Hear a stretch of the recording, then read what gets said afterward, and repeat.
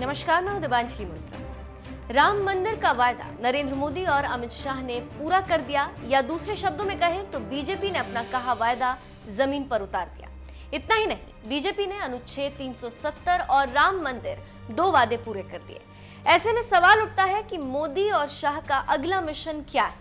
अब आगे क्या करेंगे मोदी और शाह? जानकारों की माने तो मोदी और शाह अब यूनिफॉर्म सिविल कोड लागू करने की तरफ आगे बढ़ सकते हैं।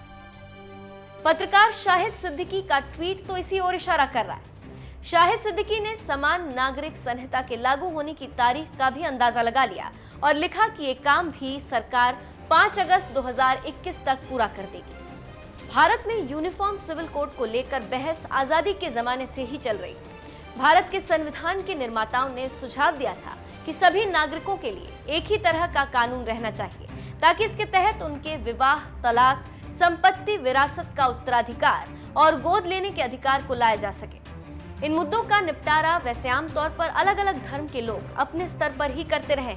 इस पेशकश को directive principles of state policy यानी राज्य के नीति निर्देशक तत्वों में रखा गया। फिर भी संविधान निर्माताओं को लगा था कि देश में समान नागरिक संहिता बनाने का प्रयास किया जाना चाहिए। कानून के जानकारों की माने तो भारत में सामाजिक विविधता देखकर अंग्रेज शासक भी हैरान थे। वो इस बात पर भी हैरान थे कि चाहे वो हिंदू हो या मुसलमान, पारसी हो या ईसाई, सभी के अपने अलग कायदे कानून। इसी वजह से तत्कालीन ब्रितानी हुकूमत ने धार्मिक मामलों का निपटारा भी उन्हीं समाजों के परंपरागत कानूनों के आधार पर ही करना शुरू कर दिया। आजादी के बाद भारत में बनी पहली सरकार हिंदू कोड बिल लेकर आई, जिसका उद्देश्य बताया गया कि ये हिंदू समाज की महिलाओं को उन पर लगी बेड़ियों से मुक्ति दिलाने का काम करेगा।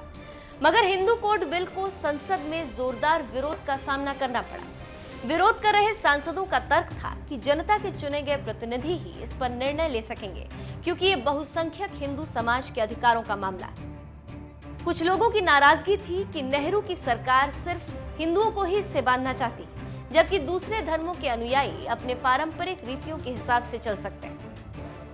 हिंदू कोड बिल पारित तो नहीं हो पाया, मगर 1952 में हिंदुओं की शादी और दूसरे मामलों पर अलग अलग कोड बनाए गए। अंग्रेजों की हुकूमत के दौरान भी भारत में मुसलमानों के शादी, ब्याह, तलाक और उत्तराधिकार के मामलों का फैसला शरीयत के अनुसार ही होता था। जिस कानून के तहत ऐसा किया जाता रहा उसे मोहम्मदन लॉ के नाम से जाना जाता है। हालांकि इसकी ज्यादा व्याख्या नहीं की गई, मगर मोहम्मदन लॉ को हिंदू कोड बिल और इस तरह के दूसरे कानूनों के बराबर की ही मान्यता मिली। ये कानून 1937 से ही चला आ रहा है। दरअसल भारत में अब सामाजिक सुधारों की जरूरत है। ऐसे में अगर गौर करें तो सभी समाज ने अपने अनुसार बदलाव किए, लेकिन मुस्लिम समाज में सामाजिक स्तर पर सुधार के काम नहीं हुए और बहुत ही प्राचीन मान्यताओं के आधार पर ही सब कुछ चल रहा है। मोदी और शाह अगर समान नागरिक संहिता को लागू करते हैं तो इसमें ज्यादा लाभ हर समाज की महिलाओं को होगा, जो पितृसत्ता का शिकार होने को मजबूर है। दरअसल भारत में दिक्कत यह है कि मुस्लिमों के किसी कानून में बदलाव होने लगे तो वो शोर बहुत मचाते हैं, और मोदी और शाह के सरकार में तो बहुत ही ज्यादा। 1937 में मुस्लिम पर्सनल लॉ में कोई सुधार नहीं हुए। समान नागरिक संहिता की बात आजादी के बाद हुई थी, लेकिन उसका विरोध हुआ, जिस वजह से उसे 44वें अनुच्छेद में रखा गया। भारत के संविधान में धर्मों को मानने की स्वतंत्रता है। ऐसे में समान नागरिक संहिता लागू होना थोड़ा ज्यादा मुश्किल है। भारत में हिंदू बहुसंख्यक है। ऐसे में अगर ये कानून लाया जाता है तो ऐसा लगेगा कि इसे अल्पसंख्यक आबादी पर थोपा गया है। हिंदू धर्म में ही कई प्रचलित प्रथाएं हैं जिनको अवैध करार देने का जोखिम सरकार नहीं उठा सकती। ऐसे में मोदी और शाह के लिए इस कानून को लाना एक टेढ़ी खीर होगी। ज्यादातर जानकार ये कहते हैं कि सरकार इस मुद्दे पर फिलहाल हाथ नहीं लगाएगी। क्या आप मानते हैं कि भारत में समान नागरिक संहिता लागू होनी चाहिए? कमेंट बॉक्स में हमें लिखकर जरूर बताएं।